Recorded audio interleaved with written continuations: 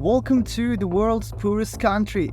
Dhaka, the capital of Bangladesh, is one of the most unlivable cities in the world, incredibly polluted and densely populated. But of course, that's not all. In this country, where over 19% of population is Muslim, even prostitution is legal. The traffic is, to put it mildly, insane, with horns blaring non-stop, and poverty has taken over the entire nation. However, despite all these negatives, Bangladesh geography is actually quite real. That's not the interesting part. Throughout the video, I will list the negatives, but don't worry, I'll also touch on the positive aspects of the country. For instance, did you know that YouTube was founded by a German of Bangladeshi origin, Jawed Karim, born in East Germany, may not have been born on Bangladeshi soil, but this geography, covering an area of 148,460 square kilometers, is home to 170 million people today. This staggering population makes Bangladesh the 8th most populous country in the world, turning it into one of the most densely populated countries. It is not surprising considering it's a neighbor to India, a country with huge population numbers. When comparing its size to European countries, it's almost 2 times the size of Portugal. However, for a population of 170 million, these lands are inadequate. To put it simply, while Portugal has a population of 10 million, Bangladesh has 170 million. Can you imagine the difference? Comparing it to my own country, Turkey, Bangladesh covers only 1/5 of Turkey's territory, yet it has more than double the population. This is precisely what makes Bangladesh one of the most challenging countries in the world. If you've subscribed to the channel on the road of 1000 subscribers, we can continue. As I mentioned earlier, Bangladesh hosts one of the world's most fertile agricultural lands. In a place called Padma, by the locals, the Jamuna and Meghna rivers merge to form the world's largest delta. This union creates the Bengal region, which houses one of the world's most fertile agricultural lands. Being one of the most productive agricultural regions in South Asia, this area is famous for cotton, silk, and pewter production, naturally attracting various European powers and East India companies. Throughout history, Europeans established significant trade centers in this region, until the British ousted all other powers from the Indian subcontinent. The city of Kolkata, located in West Bengal, was the capital of Bengal province and the second largest city of the British Empire in the late 19th century, overshadowed only by London. This example alone should prove the value of this place. To understand the importance of geography, we need to take a journey into the history. Today's Bangladesh, which possesses a culture, language, traditions, writing system, and similar elements that have shaped our history, is a part of Bengal. However, the concept of modern Bangladesh is relatively new. In 1905, Bengal underwent a division by the British for the purpose of administrative reform. The restructuring largely separated the predominantly Muslim eastern regions from the predominantly Hindu western regions. In simple terms, the country was divided by the British into Hindu West and Muslim East Bengal. This decision, declared on July 20, 1905, by the then Viceroy of India, Lord Curzon, and implemented on October 16, 1905, was reversed 6 years later. But the idea of Bengal's division had already taken root. With India gaining independence from the British Empire in 1947, there was another division based on religious lines.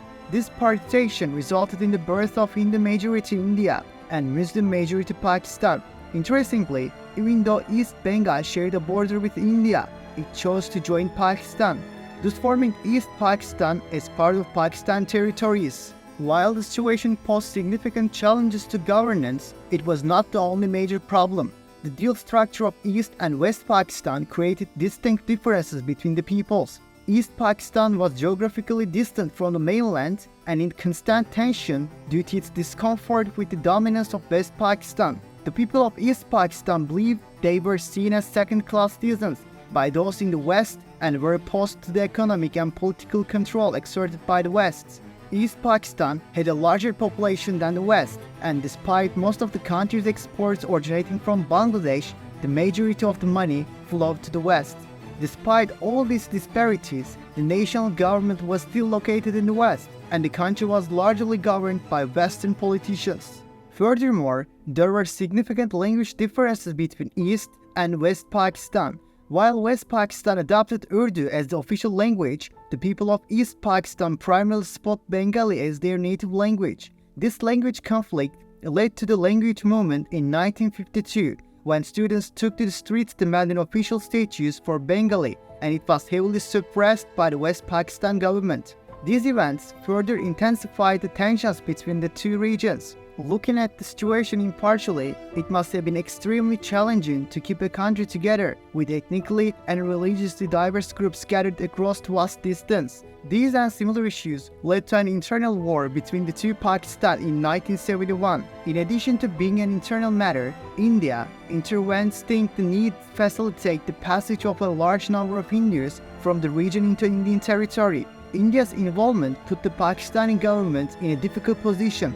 Consequently, Pakistani forces could not resist further, and on November 16, 1971, they had to withdraw from East Pakistan. After this date, Indian forces occupied Bangladesh, which had separated from West Pakistan, until March 1973. After gaining independence, Bangladesh experienced a severe famine, and according to some sources, this led to the death of 1.5 million people. Today, some reports claim that the country is self-sufficient in food production, but a significant portion of the population still suffers from malnutrition. Furthermore, Bangladesh ranks 147th out of 180 countries in terms of corruption. And of course, there is more. The fact that the entire region is situated on a river delta, being at sea level and mostly flat, makes the country highly susceptible to floods. Additionally, the capital city Dhaka is one of the world's most polluted cities, and yet its population is rapidly increasing. Moreover, one of Dhaka's significant problems is lack of coordination. Since colonial times, Dhaka has been governed by the Dhaka City Corporation. However, the word division finds a significant place in this country's destiny. As a result, Dhaka's administration also experienced the impact of the division. In 2011, the city was divided into two parts, one in the north and the other in the south. For instance, you can think of one part of the city being managed by the Minister of Internal Affairs, while the other part is overseen by a different ministry. In today's world, even though nearly 90% of country's population is Muslim, the remaining 10% may still reflect a desire for division over time, but it seems that some realities have deeply influenced the soul of the country. I believe that some things are characterized over time. The 10% of a 170 million strong country is not to be underestimated. Who knows, maybe we will witness some surprising developments in the future. If such a thing happens, I wouldn't be too surprised honestly. Nevertheless, the historical division and complexities couldn't prevent Bangladesh from being one of the world's best places geographically. If this country had adopted a balanced population policy, these small lands would have easily sustained and nourished their own population. Back in the 1980s, when it had a population of 80 million, it has doubled its population in the past 4 years. And if this population growth remains unchecked, Bangladesh sadly seems to continue as one of the world's poorest and dirtiest countries. If this video receives 100 likes, I also want to make a follow-up video about how Bangladesh became a Muslim country. This region with India, Pakistan, China and Bangladesh still remains the world's most complicated and unresolved point due to a series of problems created by the British. What do you think about Bangladesh? If you liked the video, do not forget to support them by leaving comments and likes on the content so that this valuable content can reach more people. Thank you so much for watching until this point. Do not forget to subscribe to the channel. See you on the next exploration. Take care of yourself and always explore the world.